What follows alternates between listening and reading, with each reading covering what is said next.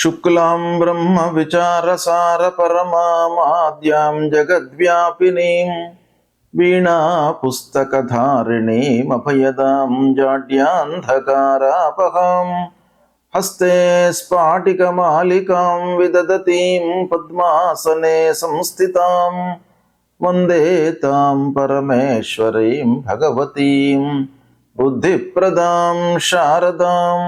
శ్రీ మహాగణాధిపతయే నమః. శ్రీ మహాసరస్వతే నమః. శ్రీ గురుభ్యో నమః. ఈ సంవత్సరము 3 మార్చి 2026 రోజున చంద్రగ్రహణం సంభవిస్తుంది. ఈ చంద్రగ్రహణము పూర్వ ఫల్గుని నక్షత్రం సింహరాశిలో సంభవిస్తుంది కనుక ఈ సింహరాశిలో సంభవిస్తున్నటువంటి గ్రహణము రాశులలో జన్మించినటువంటి వాళ్ళకి, అంటే మేషం నుండి మీన రాశులలో జన్మించినటువంటి వాళ్ళకి ప్రభావం ఎలా ఉంటుంది, ఎలాంటి విషయాలలో శుభ ఫలితాలు ఉంటాయి, ఎలాంటి వాటి లోపల అశుభ ఫలితాలు ఉంటాయి, ఏ విధంగా మనం దాన్ని రెక్టిఫై చేసుకోవాలి అనేటువంటి విషయాన్ని మనము చూద్దాం. తులారాశి జాతకులకు ఈ చంద్రగ్రహణం యొక్క ప్రభావం ఎలా ఉంది అనేటువంటి విషయాన్ని మనము తెలుసుకుందాం. ఈ చంద్రగ్రహణము సింహరాశిలో సంభవిస్తుంది. అంటే సింహరాశిలో సంభవించడము తులారాశి వారికి ఏకాదశ స్థానం అవుతుంది. అంటే ఏకాదశ స్థానంలో గ్రహణం సంభవించడం మూలకంగా శుభ ఫలితాలు కలిగేటువంటి అవకాశమే ఎక్కువగా ఉంది. అంటే గ్రహణ గోచారము శుభప్రదంగా ఉంది తులారాశి జాతకులకు. కాబట్టి అన్ని రకాలుగా అన్ని విషయాల లోపల కూడాను మీకు కలిసి వస్తుంది గ్రహణము.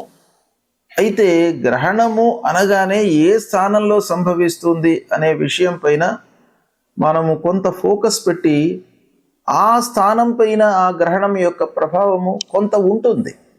అంటే ఓవరాల్గా మనకు గోచారము గ్రహణం మూలకంగా అనుకూలంగా ఉన్నప్పటికీ కొన్ని విషయాలలో మటుకు కొంత జాగ్రత్తలు తీసుకోవాలి.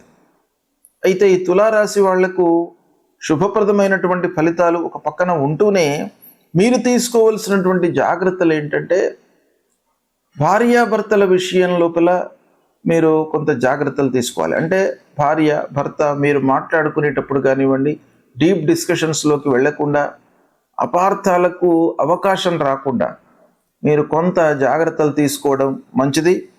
ఇకపోతే వ్యాపారస్తులు ముఖ్యంగా భాగస్వాములతో అంటే పార్ట్నర్స్తో కొంత జాగ్రత్తలు తీసుకున్నట్టయితే మీకు మిగతా అన్ని కార్నర్స్ లోపల ఈ గ్రహణం మూలకంగా సంభవించేటువంటి ఫలితాలు అనుకూలంగా ఉంటాయి. ఇకపోతే కోర్టు విషయాలలో కొన్ని ఇబ్బందులు తలెత్తే అవకాశాలు ఉన్నాయి. అంటే ఆలస్యంగా మీకు అందుతాయి అన్నమాట. ఫలితాలు అనుకూలంగానే ఉంటాయి, అయితే ఆ విషయాల లోపల కొంత ఆలస్యం జరిగేటువంటి అవకాశం ఉంది. కాబట్టి మీరు వాటి విషయం లోపల ఓవర్లుక్ చేయకుండా కొంత జాగ్రత్తగా స్టెప్స్ తీసుకున్నట్టయితే మీకు అన్ని రకాలుగా అనుకూలమైనటువంటి ఫలితాలు ఉంటాయి. ఓవరాల్గా మనం చూసినట్టయితే తులారాశి వారికి ఈ గ్రహణం యొక్క గోచార ఫలితము అనుకూలంగా ఉంది. ఏకాదశ స్థానం లాభస్థానంలో గ్రహణం సంభవిస్తుంది కనుక శుభప్రదమైనటువంటి ఫలితాలు ఉంటాయి. అయితే గ్రహణము అనగానే అందరికీ కూడాను ఏదో రకమైనటువంటి కొంత ఇబ్బంది ఆ గ్రహణం మూలకంగా ఉంటుంది. కాబట్టి దాని కొరకై ఈ తులారాశి జాతకులు ఏం చేసుకోవాలి? గ్రహణానంతరము లక్ష్మీ అమ్మవారిని కొలవండి. లక్ష్మీదేవిని కొలవడము, లక్ష్మీ అష్టోత్తరాన్ని పఠన చేయడము మూలకంగా మీకు ఇంకా బాగా కలిసి వస్తుంది. చంద్రగ్రహణము ఈ సంవత్సరము 3 మార్చి 2026 రోజున ఏర్పడుతుంది. చంద్రగ్రహణము ఎలా ఏర్పడుతుంది అనే విషయాన్ని మనం చూసినట్టయితే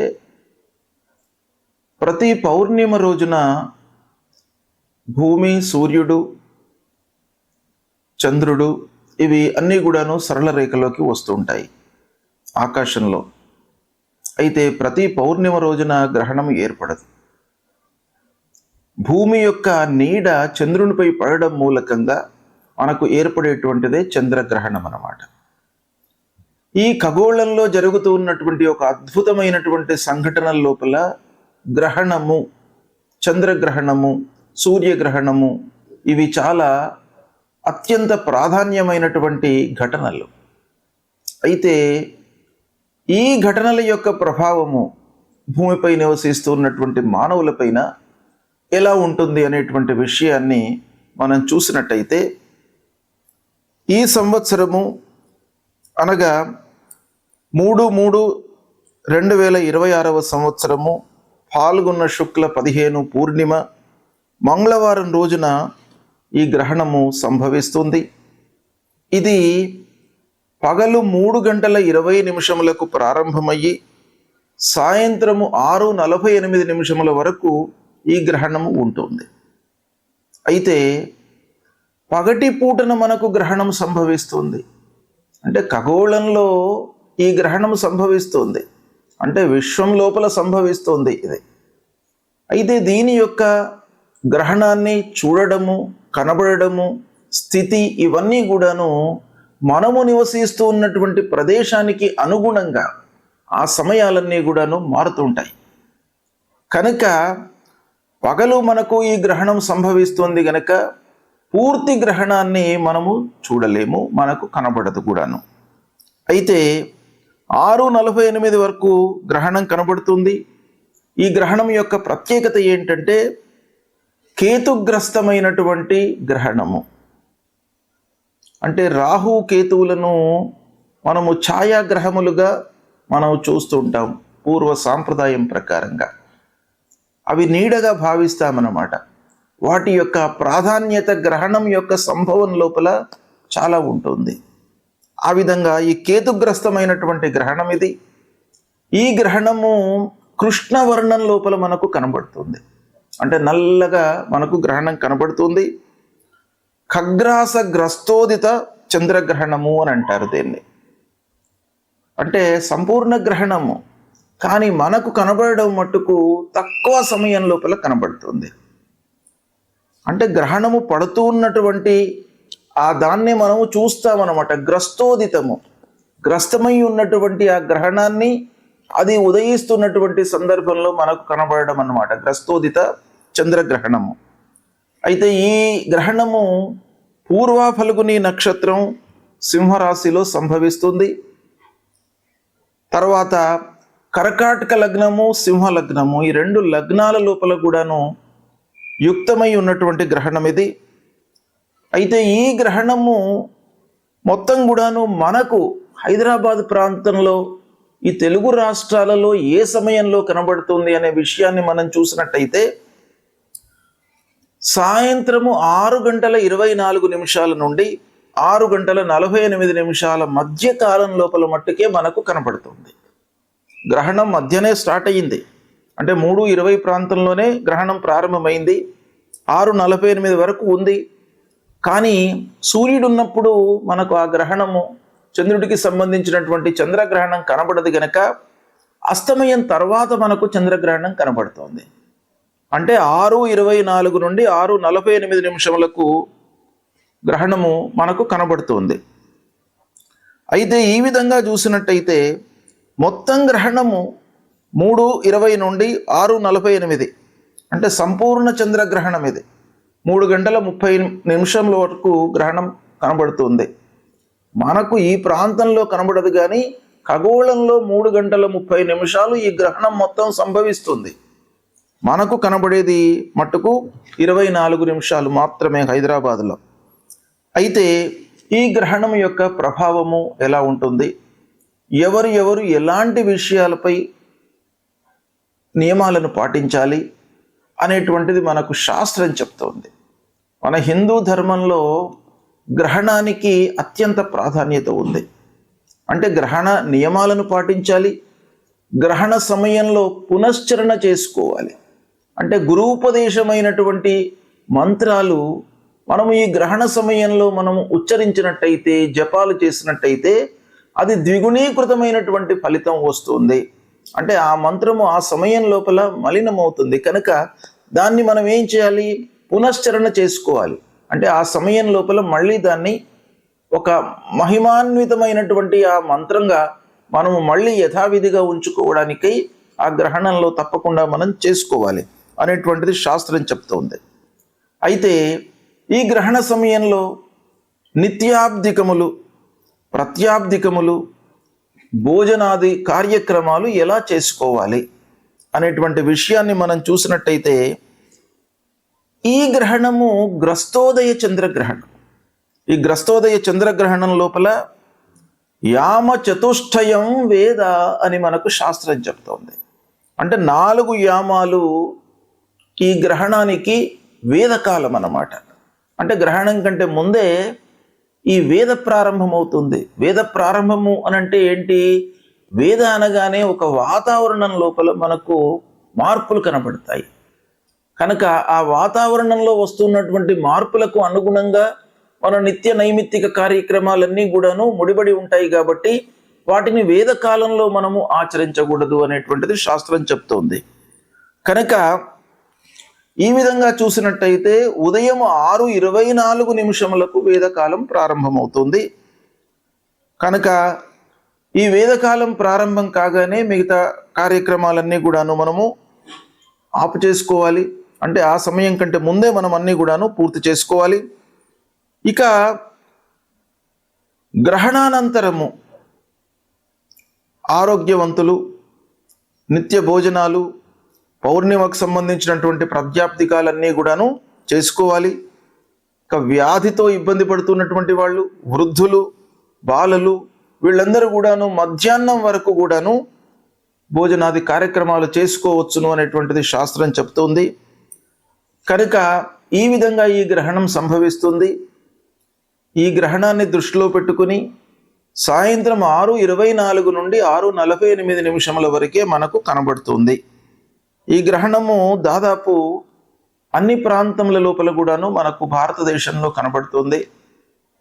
ఆ స్థితిని బట్టి కొన్ని నిమిషాల లోపల తేడా వచ్చేటువంటి అవకాశాలు ఉంటాయి. కాబట్టి మనకు హైదరాబాదు తర్వాత తెలుగు రాష్ట్రాలు, ఈ 2 ఆంధ్ర తెలంగాణ, ఈ 2 రాష్ట్రాలకు సంబంధించింది చూసినట్టయితే 6:24 నుండి 6:48 వరకు ఈ గ్రహణం కనబడుతుంది. ఈ గ్రహణము పూర్వ ఫల్గుని నక్షత్రం సింహరాశిలో సంభవిస్తుంది.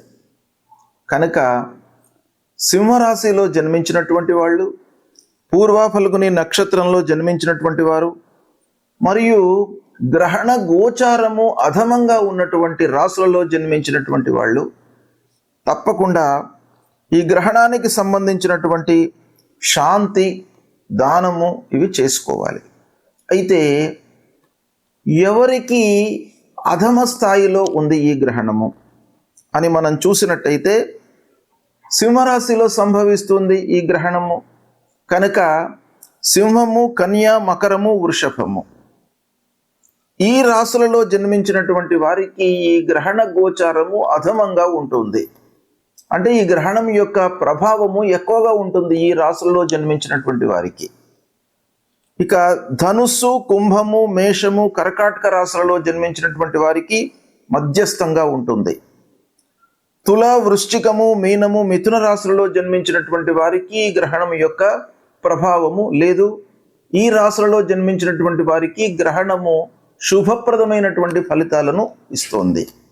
అయితే ఈ గ్రహణ శాంతి అంటే గ్రహణానంతరము చేసుకోవలసినటువంటి విధానం ఏంటంటే, ఈ నక్షత్రంలో జన్మించినటువంటి వాళ్ళు, ఈ రాశిలో జన్మించినటువంటి వాళ్ళు తన రాశికి అంటే సింహరాశిలో జన్మించినటువంటి వారికి సింహము, కన్య, మకరము, వృషభము ఈ రాశులలో జన్మించినటువంటి వారికి ఈ గ్రహణం యొక్క ప్రభావము ఎక్కువగా ఉంటుంది. కాబట్టి వీళ్ళు ఏం చేయాలి అని అంటే, గ్రహణానంతరము స్నానం చేసిన తర్వాత గ్రహణ సమయంలో ముఖ్యంగా పట్టు స్నానము, విడుపు స్నానము అనేటువంటిది ఉంటుంది.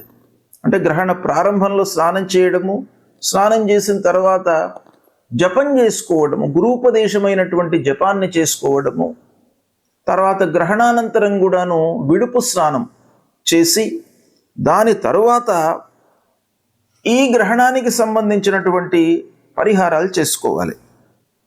అంటే ఏం చేయాలి అని అంటే, వాళ్ళ శక్తి అనుసారం మనకు శాస్త్రం చెప్పబడి ఉంది.